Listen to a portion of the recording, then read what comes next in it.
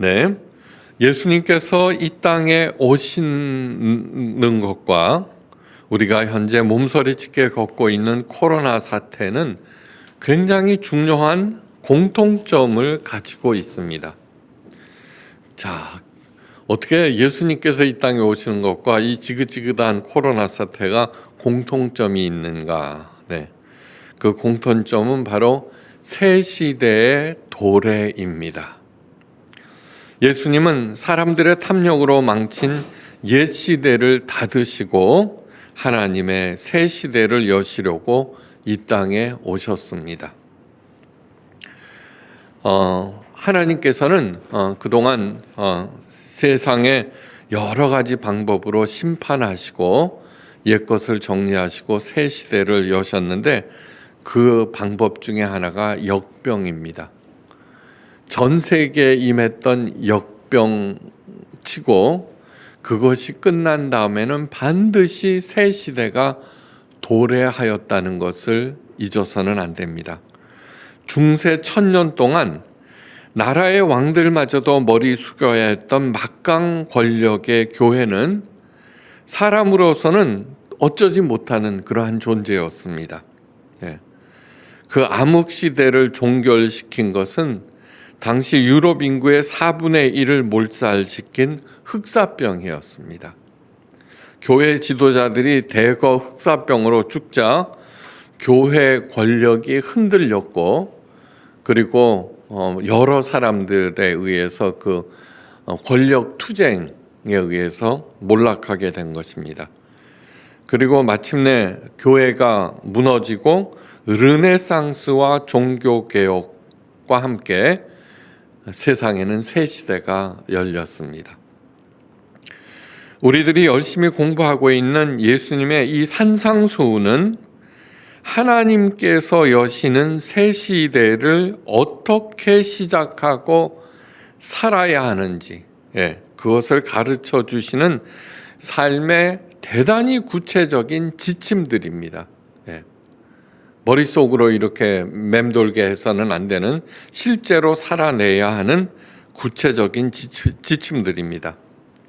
그동안 하나님께서 새 시대를 열어주셔도 탐욕을 버리지 못한 인간들은 하나님의 은혜를 누리지 못하고 다시 도루묵의 시대를 반복해 왔습니다. 끝도 없이. 이번 코로나 사태가 종식되면 우리 사람들은 또다시 예전으로 돌아갈 것입니다. 그러나 하나님께서 열어주시는 새 시대에 다시 태어나서 하나님의 은혜를 발견하고 누리고 베풀면서 사는 참 하나님의 자녀들이 분명히 많아집니다. 바로 그 하나님의 자녀들이 인류 발전의 원동력들이 되었습니다.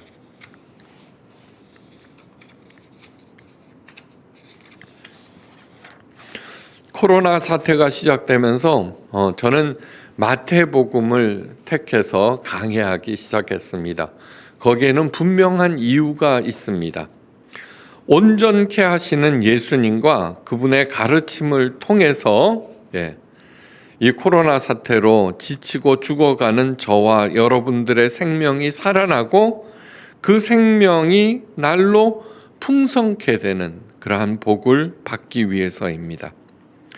그래서 가난한 사람들은 복이 있나니 천국이 저희 것이며로 시작하는 예수님의 산상수훈은 너무너무 중요합니다. 너무너무 중요합니다.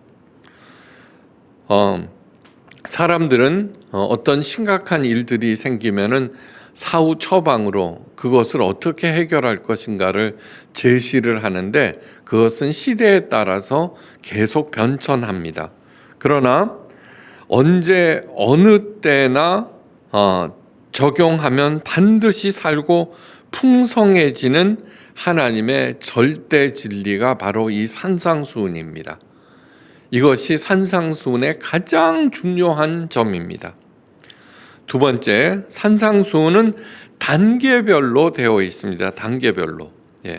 그러므로 반드시 전체적으로 조망하면서 단계별로 자신의 삶에 구체적으로 적용하시게 되면은 점점 그리스도의 장성한 분량에 이르게 되고 나의 삶은 자연히 하나님 나라와 이어지게 되어 있습니다.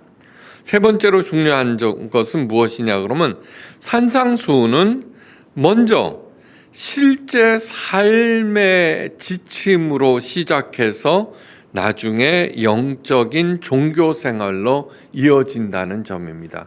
이 점 굉장히 중요합니다. 네. 다른 모든 종교들과 세상에 존재하는 모든 종교들과 잘못된 기독교에서는 종교 생활에서 시작해서 실제적인 삶으로 결론을 내립니다. 이렇게 하니까 이렇게 살아야 된다로 하는데, 그런데 그 결과가 무엇이냐 하면은 실제적인 삶이 종교 계율에 갇혀버리게 되고, 종교 계율에 갇혀버리게 되고, 경직되고 딱딱하고 재미없고 규칙이 나열되는 그러한 경직된 삶으로 끝나고 거기에서 사는 바리새인들을 양산하는 꼴이 됩니다. 만약에 하나님께서 원하시는 것이 엄격한 종교 계율에 의해서 규정되는 삶이었다라고 하면은 지구를 이렇게 아름답게 만들지도 않으셨겠고 사람들에게 그 복잡하고 독특한 개성과 매력을 주지 않으셨을 것입니다. 천편일률적으로 똑같이 그 종교 계율에 갇혀서 이렇게 하는 것이 아니라 로봇처럼 만드셨을 것입니다. 그런데 하나님께서는 너무너무 아름답게 세상을 만드셨고 한 사람 한 사람에게 정말 독특한 개성과 매력을 주셨습니다.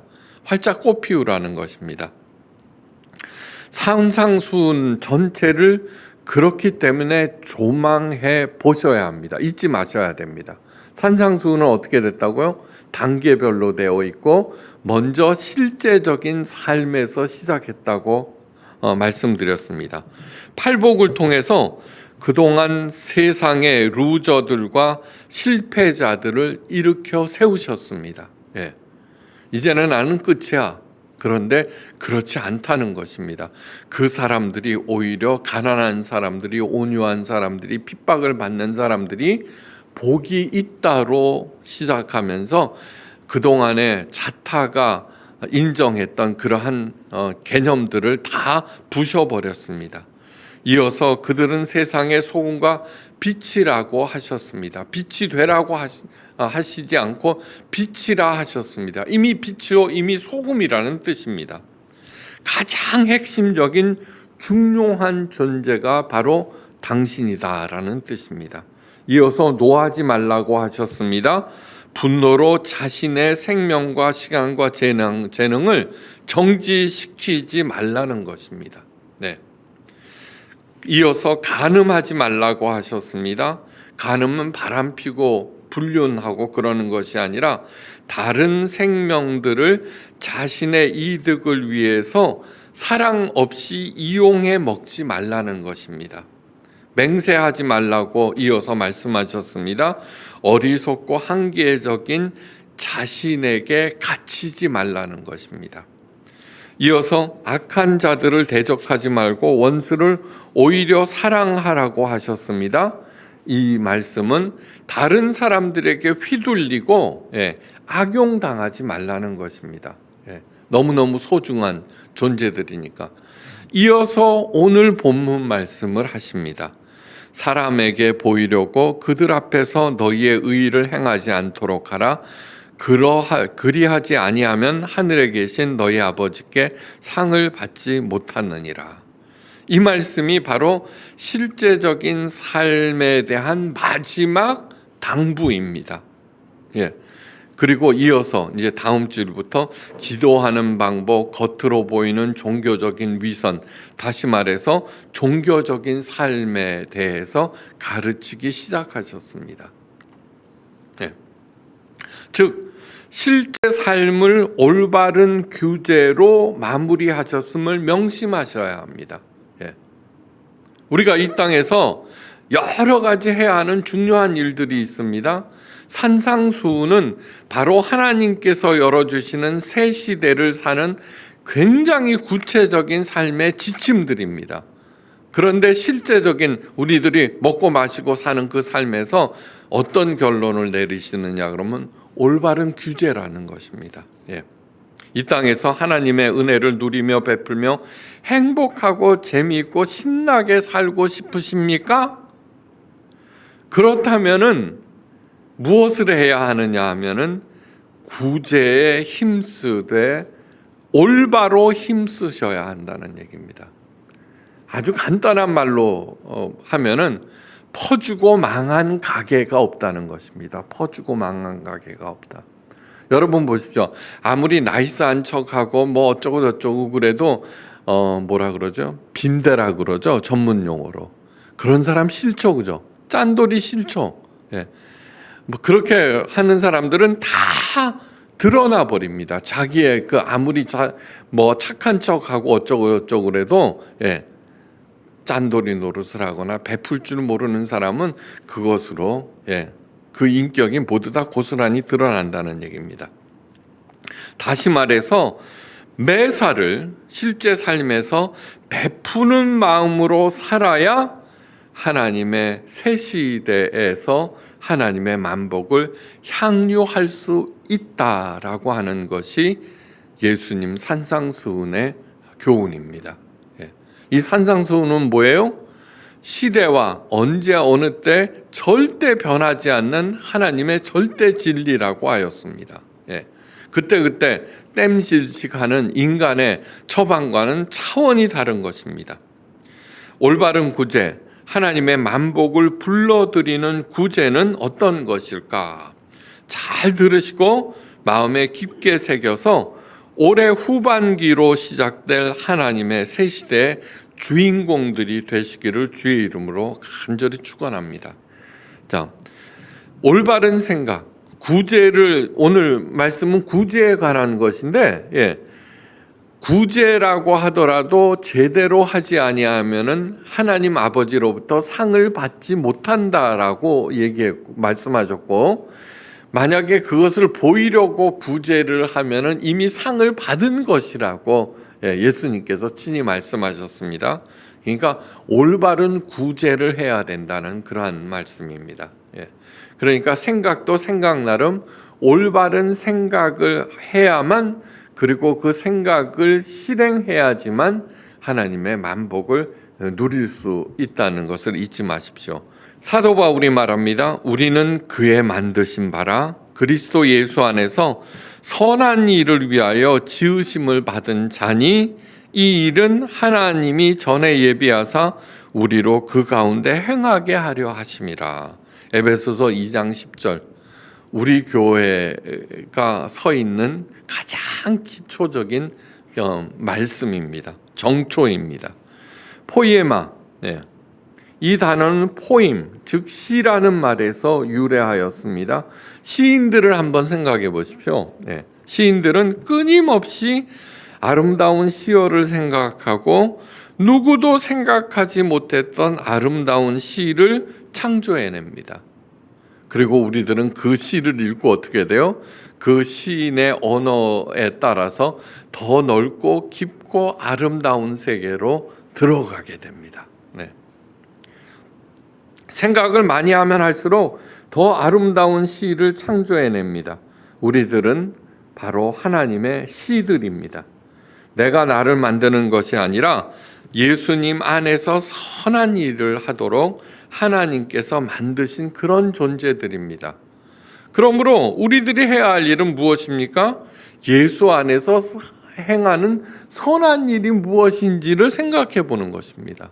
그리고 하나님께서 주신 생각 사유하는 능력이 점점 개발되고 더욱 빛나는 아름다운 일들을 하게 됩니다. 예수 안에서 선한 일이란 과연 무엇일까? 너무너무 명백한 일입니다. 예수님께서 이 땅에 오신 이유가 뭐죠? 양으로 하여금 생명을 얻고 그 생명이 더욱 풍성케 되게 하기 위해서 예수님께서 오셨습니다. 바로 그 일을 우리들도 하는 것입니다. 가장 먼저 해야 할 일은 나를 하나님의 자녀답게 살리는 일입니다. 나가서 남을 수단으로 생각하지 않고 원수마저도 살리려는 그 생각, 그 구체적인 실현이 바로 구제입니다. 구제에는 여러 가지가 있습니다. 가난하고 소외된 사람들을 돕는 일도 구제인데, 그런데 이보다 더 근본적인 구제가 있습니다. 흔히 하는 말이 있죠. 아내가 남편에게 내가 당신을 구제해 준 거야. 그러죠. 그죠? 네. 곰곰이 생각하면은 세상 모든 일이 서로가 서로에게 구하는 그 구제로 이루어진 것입니다. 네. 그러니까 그 일을 하지 않는다라고 하면은 나는 자연히 하나님께서 운영하는 세상에서 소외가 되어 버립니다. 네. 구제하는 것. 그리고 잠언에서 하나님께서는 가난한 사람들과 자신을 동일시하고 있다는 얘기입니다. 가난한 사람에게 베푼 그 사랑이 하나님께 드리는 영광이 된다고 말씀하셨습니다. 구제, 남을 돕는 일에는 반드시 하나님의 두둑한 보상이 따릅니다.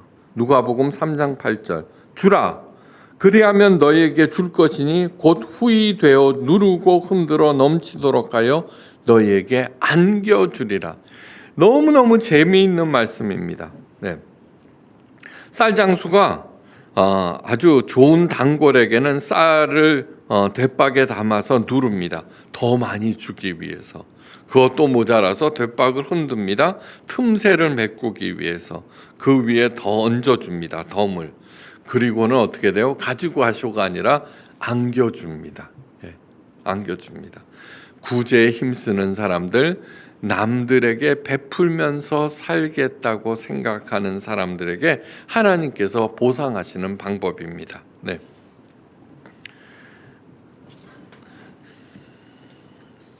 그런데 생색을 내는 사람들에게는 그런 것을 절대 주지 않습니다.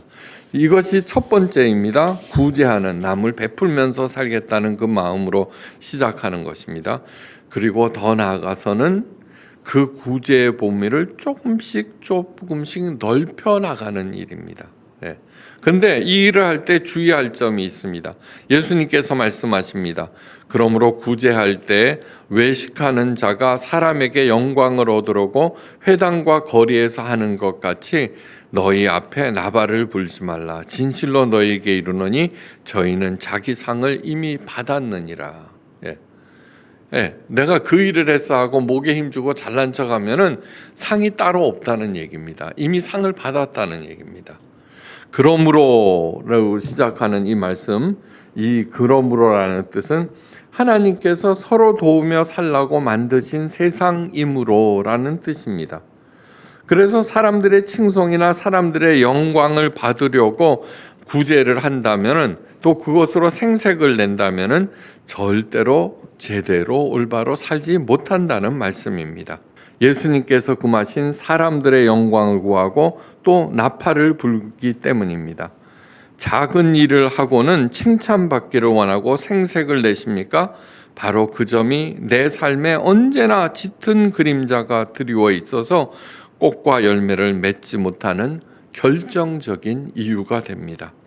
우리 예수님께서 말씀하십니다. 나는 사람에게 영광을 취하지 아니하노라. 너희가 서로 영광을 취하고 유일하신 하나님으로부터 오는 영광을 구하지 아니하니 어찌 나를 믿을 수 있느냐. 만약에 교회에서 어떤 일을 행하고 그것으로 힘자랑을 하고 생색을 낸다면은 그것이 목사이든 장로이든 하나님을 올바로 믿는 것이 아니라는 뜻입니다. 아니라는 뜻입니다. 그런 교회가 얼마나 많습니까? 교회에서 일어나는 모든 문제들은 그 교회를 위해서 무엇인가 기여를 한 사람들에 의해서 일어납니다. 그냥 조용히 신앙생활하는 사람은 절대 문제를 일으키지 않습니다. 전부 다 뭐예요? 자기가 한 일을 떠벌리고 생색내기 때문에 하는 것입니다. 어찌 나를 믿을 수 있느냐? 믿지 못한데 아무리 목사고 장로고 간에 그 사람들은 참 신앙인이 아니라는 예수님의 말씀입니다. 이리저리 눈도장 찍기 바쁜 그러한 신앙생활, 땅에서는 구할 수 없는 정말 귀한 말씀입니다. 저도 여러분들로부터 단 한 톨의 영광도 구한 적이 없습니다. 제 생각에는 그런 마음이 없습니다. 여러분들도 저에게 눈도장 찍으려는 일은 그만두시고 다 쓸데없는 몸부림이고 하나님의 복과 은혜를 무산시키는 그러한 헛된 일입니다. 예수님께서 또 중요한 말씀을 하십니다. 구제할 때 오른손에 하는 일을 왼손이 모르게 하여 내 구제함이 은밀하게 하라. 은밀한 중에 보시는 너의 아버지가 갚으시리라. 네. 어떻게 오른손이 한 일을 왼손이 모르겠습니까? 짱구입니까? 예. 그런데 딱 한 가지 방법이 있습니다. 오른손이 한 일을 왼손이 모르게 하는 딱 한 가지 방법. 도울 생각을 하게 하신 분도, 도울 힘을 주신 분도, 남을 돕고도 넉넉하게 하신 분도 모두 하나님임을 알고 감사할 때, 진심으로 감사할 때 오른손이 한 일을 왼손이 모릅니다. 먹든지 마시든지 무슨 일을 할 때에도 하나님의 영광을 위하는 마음, 하나님을 향한 무한 감사하는 마음을 가질 때 나는 더욱 낮아지게 되어 있습니다. 나를 높일수록 어떻게 돼요? 내 그릇은 작아집니다. 최고로 높이면은 아무것도 담을 수 없는 그릇이 됩니다. 그러나 내가 낮아질수록 내 그릇은 더 커지고 더욱 깨끗해져서 하나님께서 거기에다가 신성한 하나님의 은혜를 풍성하게 더하는 것, 그것이 바로 하나님께서 이 세상을 이렇게 아름답게 만드시고 우리를 다 이렇게 매력적으로 개성적으로 만드셔서 이 땅에 보내신 이유입니다. 우리 모든 성도들, 특별히 청년들에게 당부합니다. 제발 먹고 사는 일에 골몰하지 마시고 내 안에 숭고함을 개발하는 일에 매진하십시오. 그 숭고함이 바로 예수 안에서 행하는 선한 일을 하게 하는 원동력이 됩니다. 다른 사람들을 살리려는 그러한 생각으로 차근차근 매진할 때 제일 먼저 살아나는 게 누구예요? 바로 내 자신입니다. 다른 사람들을 절대 수단으로 이용하지 마시고 상대방의 숭고함을 드러내는 일에 헌신하십시오. 죽은 것마저 살려내는 하나님의 리더들이 될 것입니다. 사도 바울의 공고대로 우리 모두 모든 일을 마음을 다하여 죽게 하듯 하고 사람에게 하듯 하지 말라. 주 예수의 이름으로 하고 그를 힘입어 하나님 아버지께 감사하면서 2021년을 살아갈 때 하나님께서는 그런 사람들에게 반드시 100배의 결실로 보상하실 것입니다. 마음에 새겨야 하실 것이 있습니다. 우리 하나님은 절대로 외상을 지지 않으십니다. 기도하십니다.